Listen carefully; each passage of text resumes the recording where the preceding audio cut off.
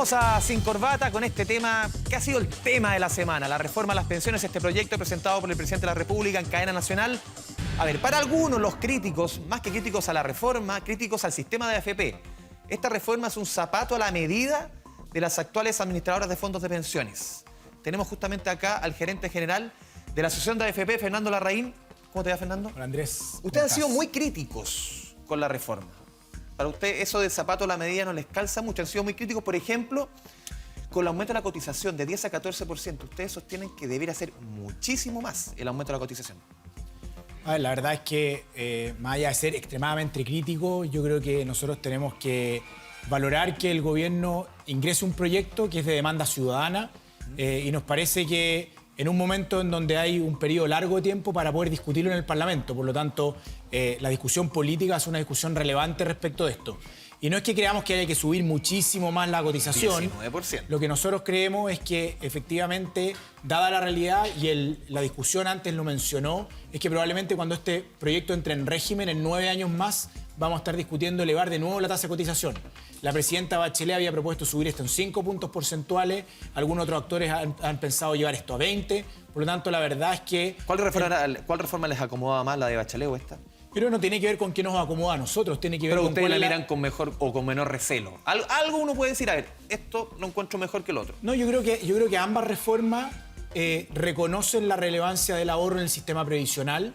Y ambas reformas tienen cosas positivas y otras cosas que tienen que ser por mejorar. No nos corresponde a nosotros enjuiciar la propuesta del Ejecutivo, sino que poder entregar mejora, y al final del día la reforma lo que tiene que hacer es el eje de esta discusión, que es subir las pensiones de los trabajadores. Pero que entre en régimen, tú dices que cuando justamente entre en régimen vamos a tener que hacer otra reforma, o sea, esta se va a quedar corta sí o sí. O sea, en temas paramétricos puros que tiene que ver con la tasa de ahorro del 4%, dadas las bajas rentabilidades que van a haber a futuro y ciertas cosas, vamos a tener que volver a discutir si ese 4% es adecuado o no, así como también vamos a tener que discutir respecto de las edades de jubilación que tenemos hoy día. Ya, vamos a dejarle aquí el paso a nuestro panel, nuestro experto panel. ¿Quién quiere comenzar a preguntarle a don Fernando Larraín? Cecilia Cifuentes, vamos. Que tú acabas de decir que el 14 es poco. ¿Qué pasa con el 0% que cotizan los independientes? ¿Y qué pasa con lo que comentábamos antes en el panel que comentaba András, de este cambio gigantesco que se está dando en el mercado laboral, en que esta relación empleador-empleado va a ser cada vez más difusa? ¿Tiene la asociación algún estudio, algo de cómo enfrentar estos cambios tan grandes que se están produciendo? La discusión, Cecilia, del mercado laboral que está pasando en Chile y que está pasando, la verdad es que en todo el mundo, esta lógica tradicional respecto a que la gente estudia o va a una escuela técnico profesional, después trabaja durante toda su vida y después llega a la edad de jubilación, en donde la calidad de vida dependa única y exclusivamente de los ingresos que recibe esa pensión. Yo creo que es una discusión que tenemos que discutir de verdad y espero que este sea el momento. El sistema de protección a la vejez en el cual uno tiene que avanzar no puede depender única y exclusivamente del monto de la pensión. Tienen que haber temas de salud, de cultura, de mercado laboral en el cual nosotros avancemos en esa línea. Y es cierto lo que tú dices, nosotros no sacamos nada con aumentar la tasa de cotización, poner incentivos a postergar la edad de jubilación, cuando todavía hay un 30% de los trabajadores en Chile que no contribuyen al sistema y que tampoco tienen seguros respecto de invalidez o de accidente del trabajo. Acá no podemos tener trabajadores de categoría 1, trabajadores de categoría 2. Aquí todos los trabajadores, independiente del tipo de trabajo que tengan, deberán contribuir y aportar a un sistema de seguridad social. Pero ustedes como asociación, lo preguntaba a la Cilia, están trabajando quizás en aportar dentro de la discusión cómo sumar a los independientes, porque están prácticamente postergados, lo que decía el tema de la robotización, la cuarta revolución industrial, cómo sumar todo eso al mercado de pensiones. Es un tema bien complejo, Andrés, porque la verdad es que la solución que se ha dado hasta ahora de política pública, que ha tenido dimes y diretes porque los proyectos de ley entran y se postergan con los independientes, es obligar a los trabajadores honorarios a cotizar. Pero eso está en un marco, pero hay un mundo de la cultura, los pescadores artesanales, el mundo de la construcción, los emprendedores, que efectivamente son trabajadores por cuenta propia, que no es tan fácil como llegar y obligarlos. Ahora, en un sistema previsional o en un sistema contributivo, ¿no es cierto? Y en al final, en cualquier sistema de pensiones, para poder acceder a la pensión, al derecho a la pensión, va a haber que haber contribuido en ese sistema. Y de esa forma nosotros como país tenemos que nivelar la cancha para que todos los trabajadores puedan contribuir de forma simple y sencilla al sistema de pensiones. Marco. Sí, Fernando. Hace un par de días me llegó mi mail un informe de la Asociación de AFP a la cual tú representas, lo cual indica, en primer lugar, que la tasa de cotización en Chile integral, que es la que se mide en otros países del mundo, no es 10%. Es el 10% la comisión promedio y el seguro de invalidez y sobrevivencia, que es lo único que aporta al final. 12,7, 12,7 o 12,8. Con la reforma del presidente Piñera son 4,2 puntos adicionales, considerando el seguro y dependencia, llegamos a 17, ¿no? Entonces estamos a 2 puntos del promedio, que no nos queda mucho más margen. Ojo con esto, ¿no? Ojo con perdernos de que estamos en un 10. Porque en los sistemas de otras partes del mundo se administra los gastos para administrar y para pagar seguro y pensiones, invalidez y sobrevivencia también. Entonces, mi pregunta es la siguiente. El informe Bravo indica que si nos quedáramos igual, con los mismos parámetros que tenemos ahora, quienes cotizan más de 33 años estarían teniendo tasas de reemplazo medianas en torno al 36%, ¿no? Si nosotros vamos a aumentar la tasa de cotización a 14 y la integral sube a 17, dado la caída de las tasas de rentabilidad, que es algo innegable, que nadie puede objetar, y que cada punto menos rentabilidad, según ustedes mismos, citando un informe, un paper de Rodrigo Valdés, hace caer la pensión en casi un 25%. Uno puede decir, cierto, matemáticamente, que el pensionado del futuro en 40 años más, cotizando 17 y 14 para vejez, va a sacar incluso menos pensión que el que cotizó 10 hoy día, ¿no? Bajo las condiciones actuales. Entonces vamos a tener el mismo problema y vamos a decir en 40 años más, la promesa lamentablemente no se cumple. A ver, lo primero es que la promesa no es nuestra, la promesa es del proyecto que tiene el Ejecutivo. Es cierto lo que tú dices respecto del 10% más la comisión, pero la verdad es que como nosotros en Chile tenemos un cobro de comisión que es diferente a otros países, que se cobra de una manera diferente, que ese aumento, ese 1,2% promedio de comisión, no va a construir pensión. Va a pagar una comisión, ¿no es cierto?, que es con lo que administran y recauda las AFP, etcétera. Pero no va a construir pensión, y el seguro de invalidez y sobrevivencia efectivamente paga las pensiones de invalidez, pero no va al ahorro para la pensión. En los sistemas que hablamos respecto del 19%, ahí, con excepción del tema de invalidez, todo va a construir pensión. Por lo tanto, eso hay que dejarlo bien claro. Ahora, lo que tú dices es cierto, y yo también creo que es muy relevante en la discusión país que estamos teniendo, de no creer que uno puede predecir el futuro. En la realidad, lo que uno ve y lo que está viendo es que las tasas de rentabilidad van a la baja. Y eso es una realidad. Por lo tanto, efectivamente, el esfuerzo que va a haber que hacer, no solamente desde la contribución del ahorro, sino que también desde el rol del Estado, va a tener que haber un esfuerzo considerable en los próximos años también por lo que está sucediendo. Fernando, Marco te preguntaba por las comisiones. Cortito, vamos contigo, Andra. A ver, ¿tiene una ventaja comparativa con esta reforma las AFP respecto al resto que podría entrar al mercado? Porque ese 4% adicional, los otros, si una caja de compensación, una caja de ahorro, va a tener que cobrar una comisión. Ustedes han dicho que no van a cobrar esa comisión o esa segunda comisión. ¿Corren con una ventaja comparativa justamente cuando se busca aumentar la competencia? Lo primero, Andrea, acá que yo quiero dejar bien claro es que cualquier sistema previsional, la persona que administra los fondos de pensiones o la organización que la administra, pública o privada, tiene un cobro por hacer eso, ¿no es cierto? Hay una comisión, por lo tanto, es del todo lógico que exista esa comisión. Luego, en esta discusión del 4%, como las administradoras de fondos de pensión cobran la comisión por salario, si tú ahorras el 10%, el 12% o el 15%, la comisión va por otro camino, por lo tanto no cobras una doble comisión. Cualquier otro administrador del 4%, público o privado, para administrar esos fondos, como cualquier administrador de pensiones, va a cobrar. La AFP, si tienen que administrar ese 4% en la lógica del 14% entero, con las reglas de inversión y las reglas actuales, no van a cobrar una doble comisión. Con una ventaja. Lo que pasa es que esa es una explicación que tiene que hacer el gobierno respecto de por qué lo puso. Lo que yo entiendo es que la lógica es tratar de dar políticas de inversión y aperturas distintas a la administración del 10. Y en esa lógica las personas podrían tener la libertad de elección de eso.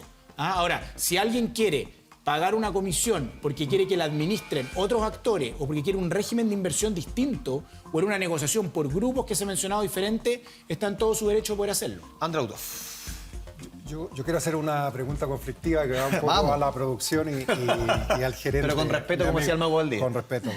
Estamos hablando de reforma previsional. Yo entiendo que las administradoras de fondos de pensiones tienen un rol que jugar, lo defendemos nosotros en nuestra propuesta, pero tienen un rol, y como bien lo dices tú, por lo cual cobran una comisión y tienen fines de lucro. Entonces uno a veces ve que el interlocutor con el cual uno no sabe si está defendiendo los intereses del país o los intereses de la industria. Te lo digo con toda honestidad. Entonces mi pregunta va encaminada a si tú te sientes un buen interlocutor para discutir lo que es una reforma previsional con objetividad ¿Y en qué medida esto puede ayudar a legitimar un sistema que hace tiempo lo vienen cuestionando mucha gente? Por eso te lo pregunto. Y que tiene que ver con un informe que tú ayudaste también a crearlo, de expertos que vinieron acá y dijeron aquí falta darle legitimidad con mayor participación de los trabajadores, que no están representados acá, y obviamente el gobierno, que por alguna razón tampoco está representado acá. Entonces me pregunta va un poquito a eso. ¿Cómo realmente ustedes se sienten un interlocutor válido en este debate? A ver, yo te voy a responder bien directamente y también me parece súper válida la pregunta que hace András. Yo creo que nosotros somos un actor válido en la discusión, pero no somos los únicos actores válidos de la discusión. Acá también hay que reconocer que hay otros actores que son válidos. Organizaciones sociales, el mundo académico, distintas personas que pueden pensar cosas de este sistema a favor o en contra, y todos tienen el mismo grado de validez. Nosotros no estamos sobre un pedestal, somos un actor más del sistema previsional y en ese sentido nosotros estamos desde ahí. Y desde ahí contribuimos. Y yo lo dije, a mí me tocó llegar a la asociación de FP hace 3 años atrás y yo lo dije públicamente, yo no llegué para defender los intereses y la última línea de la administradora de fondo de pensión. Yo llegué porque de verdad creo que tenemos que mejorar las pensiones de los trabajadores de Chile. Y desde esa perspectiva, yo creo que efectivamente estamos tratando de hacer un esfuerzo en validez, en la información que recibió Marco en su correo electrónico o en algunas cosas que hemos enviado. Si ustedes se fijan, no hay una posición directa respecto de cuál es la posición concreta, sino que queremos que haya un cuestionamiento y que la ciudadanía también se haga preguntas. Y yendo al último punto que hace Sandra, me parece que el informe que hacen los expertos internacionales, creo que tienen razón cuando dicen que acá hay que generar de alguna forma que los trabajadores participen. Nosotros en nuestro sistema tenemos una institución que se llama la Comisión de Usuarios, pero la Comisión de Usuarios la verdad es que cumple un rol bien menor. Esa Comisión de Usuarios debiera ser mucho más fuerte de lo que es hoy día y debiera fortalecerse en la manera en cual está. Y yo espero que las administradoras, así como han hecho algunas, empiecen a incorporar también a los trabajadores en procesos de información y de toma de decisiones. Tú mencionabas, Fernando, por ejemplo, educación previsional, esta cultura de sumar a los trabajadores quizás en la decisión, que no está en el proyecto. ¿Cuántos elementos que uno dice, a ver, han pasado 20 años, 30 años en que prácticamente en Chile no ha habido educación previsional y ahí las AFP tienen una responsabilidad, estamos llegando 20 años tarde prácticamente a decirle a las personas lo importante que es su jubilación. ¿Hacen un mea culpa desde las AFP por haber pasado o dejado pasar tanto tiempo? A ver, sí, yo creo que el debate hoy día no es respecto de meas culpas que uno se haga, pero uno considera efectivamente que, si uno mira hacia atrás la historia, durante mucho tiempo las administradoras de fondos de pensión cumplieron un rol en donde lo hicieron bien, en donde no hay debate respecto a rentabilidad de los fondos. Pero esto no es solamente un tema de inversiones. Hoy día nosotros somos actores del sistema de seguridad social. Y de esa forma tenemos que vernos. Porque uno iba a entrevistar a la persona que estaban antes en tu cargo en la asociación de FP y siempre te hablan de rentabilidad, rentabilidad, rentabilidad. Y estamos viendo que la discusión era otra. Creo que efectivamente ha habido un cambio. Las administradoras de fondos de pensión hoy día son diferentes en forma y fondo de lo que eran hace 10 años atrás y por lo tanto hoy día hay un interés real respecto de eso. Lo que no hicimos para atrás es cierto, ¿no es cierto? Y no hicimos muchas cosas de educación previsional, hubieron ciertos temas en donde se generaron expectativas respecto de tasas de reemplazo de las personas. Ahora, una cosa es decir y estar permanentemente mirando el espejo retrovisor y saber qué hubiéramos hecho qué hubiéramos hecho distinto. Sí. Y otra cosa es decir, bueno, hoy día con acciones concretas tenemos que marcar pauta y ser interlocutores en este debate. En ese sentido, sí, lo hablábamos recién en el panel. Dado que la decisión es individual y que además los sistemas va a ser, mencionaste varias veces, elegir, y las personas están en general muy desinformadas, pero además tenemos a las empresas, que por otro lado es donde están la mayoría de los trabajadores, si bien es cierto, independientes y por cuenta propia. ¿Qué han pensado ustedes como agrupación hacer en este ámbito juntos? Porque hemos visto algunas campañas individuales de alguna AFP, pero sabemos que si todos nos sumamos es mucho más fácil lograr que de verdad aprendamos todos los trabajadores y nos informemos mucho mejor y por lo tanto las decisiones individuales que podamos tomar sean mejores. ¿En qué están pensando hacia adelante? A ver, nosotros estamos no solamente pensando, estamos haciendo acciones concretas hoy día en conjunto. Y voy a explicar algunas muy sencillas. La primera es que en esta lógica que hablaban ustedes en el panel de la protección a la vejez, nosotros creemos que es muy relevante que las personas mayores no se queden en sus casas y tengan niveles de movilidad. Y uno de los problemas que tienen, efectivamente, aunque parezca tan simple, es que hay una escasez de baños públicos muy grande y los adultos mayores necesitan ir al baño más seguido. Muchas veces no alcanzan a cruzar la calle porque el semáforo es extremadamente corto. Nosotros hicimos con la Universidad Católica y con el municipio de Puente Alto una banda que se llama que es una banda de red activa que en conjunto con la Unidad de Control de Tránsito le entrega más tiempo a los adultos mayores para cruzar el semáforo y le da acceso a muchos baños privados. Eso se va a lanzar también en Estación Central, en Renca, y lo que nosotros queremos ir aportando en esa línea. Eso es un tema concreto. Lo segundo es que estamos diseñando una plataforma que hoy día se llama Beneficios, que busca ser una plataforma de ahorro, en la lógica de que los trabajadores sea más simple, porque la verdad es que pedirle a una persona con un salario de 400.000 pesos que ahorre más, no es que esa persona no quiera, es que muchas veces no puede. Y por lo tanto, a ese grupo hay que tratar de buscar la manera de colaborar en eso. También tenemos un desafío grande en aclarar rezagos. Hay muchos empleadores que digitan mal el RUT de los trabajadores y se generan rezagos que no se ingresan a las cuentas de los trabajadores. Entonces, nosotros recientemente lanzamos una plataforma, se llama sontuslucas.cl, en donde en conjunto se puede mirar la historia previsional de cada persona simplemente digitando el RUT, y eso es algo en conjunto. Tenemos que hacer otras cosas en las cuales podamos aportar desde esta perspectiva, y efectivamente, Marcela, tú pones un punto fundamental. Yo creo que en el tema previsional, el individuo, cada uno de los trabajadores, ha cumplido un rol y ha estado cargado el rol al trabajador. Acá también hay un rol del Estado que se cubre a través del pilar solidario, podemos buscar otras formas, pero también hay un rol desde la empresa. La empresa tiene que cumplir un rol más activo respecto a la construcción de pensión